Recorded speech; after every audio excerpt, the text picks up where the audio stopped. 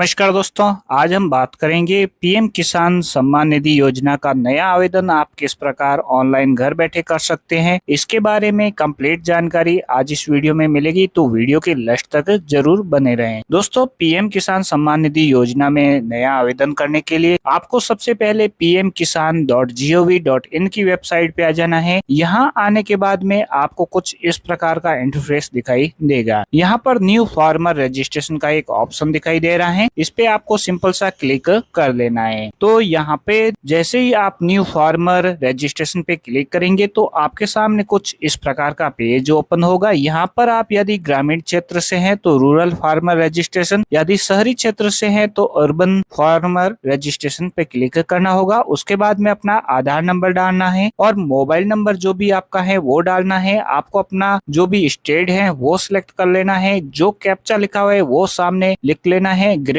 OTP पे click कर लेना है। अब आपके मोबाइल पे एक ओटीपी आया है, वो ओटीपी आपको इंटर ओटीपी में डाल देना है और ये डालने के बाद में आपको फिर कैप्चा फिल करना है। जो कैप्चा लिखा हुआ है वो आपको दोबारा फिल करना है। ध्यानपूर्वक आपको कैप्चा यहाँ पे फिल करना है, जैसा लिखा हुआ है वैसा आपको लिख लेना है। यदि नहीं आपको समझ में आए तो रिफ्रेश पे क्लिक कर लेना है और कैप्चा डालने के बाद में सबमिट पे क्लिक करना है। अब आपके जो आधार में मोबाइल नंबर जुड़े हुए हैं उस पे एक ओटीपी आया है, वो ओटीपी आपको यहाँ पर डालना है। यहाँ लिखा हुआ है इंटर आधार रजिस्ट्रेशन मोबाइल ओटीपी। तो जो आपका मोबाइल नंबर आधार से जुड़ा हुआ है वो ओटीपी यहाँ पे डाल देना है और नीचे कंसेंट गिवन पे टिक मार्क करना है। विथ आधार ओटीपी पे आपको क्लिक कर लेना है। तो यहाँ पर यदि आपका कैप्चा भूल जाते हैं तो आपको यहाँ पर ऊपर जो कैप्चा है वो वापिस आपको डालना है, क्योंकि यहाँ पर हमने 3 बार कैप्चा फिल कर चुके हैं। एक बार आपने मोबाइल पे ओटीपी आई है उसी समय कैप्चा फिल किया है, दोबारा आधार की ओटीपी आई है तब भी आपको कैप्चा फिल करना है। अब हम वापस विथ आधार ओटीपी पे क्लिक कर लेते हैं, क्योंकि हमारा ओटीपी आ चुका है। और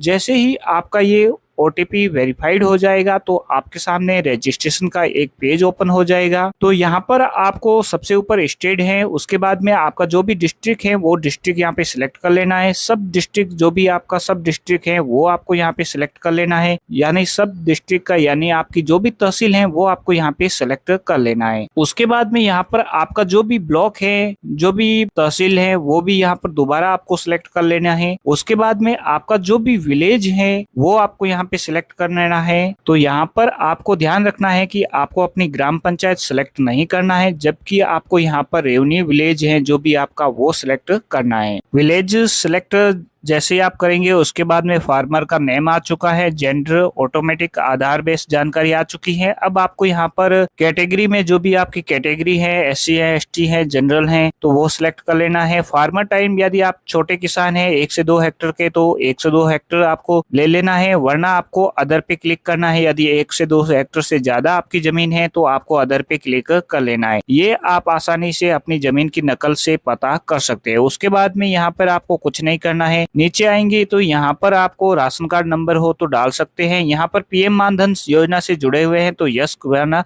नो। अब यहाँ पर इम्पोर्टेंट चीज आ जाती है कि आपकी जमीन एक सिंगल नाम से है तो आपको सिंगल पे क्लिक करना है। यदि आपकी जमीन जॉइंट है तो आपको जॉइंट पे क्लिक कर लेना है। यदि आपके भाई वगैरह सबके साथ में नाम है तो यहाँ पे जॉइंट पे क्लिक करना है। यदि सिंगल आपके नाम से है तो सिंगल पे क्लिक करना है। ऐड का नीचे ऑप्शन आ रहा है, इस ऐड पे आपको क्लिक करना है तो एक सारणी आपके सामने ओपन हो जाएगी। अब यहाँ पर नीचे एक आपको जमीन की डिटेल पूछा जा रहा है, जिसमें खाता संख्या, खसरा संख्या और उसके बाद में एरिया कितना हेक्टर है वो आपसे पूछा जा रहा है। उसके बाद में लोड ट्रांसफर स्टेटस पूछा जा रहा है और उसके बाद में लोड ट्रांसफर डिटेल में आप जो भी डिटेल है वो हो सकते हैं कि आपके फादर्स की डेट है, हस्बैंड की डेट है या आपने खरीदा हुआ है जमीन, वो सभी यहाँ पे आपको डालना है। जिस प्रकार आपने परचेज किया है जमीन का या फिर आपने लोन्स के जरिए जमीन लिया है वो सब यहाँ डालना है। उसके बाद में लॉर्ड यानी कि आपकी जमीन आपके कब नाम हुई है वो ही आपको डालना है। और यहाँ पर पट्टा नंबर इसमें आप यदि नहीं है तो नो कर सकते हैं। और यहाँ पर जमीन की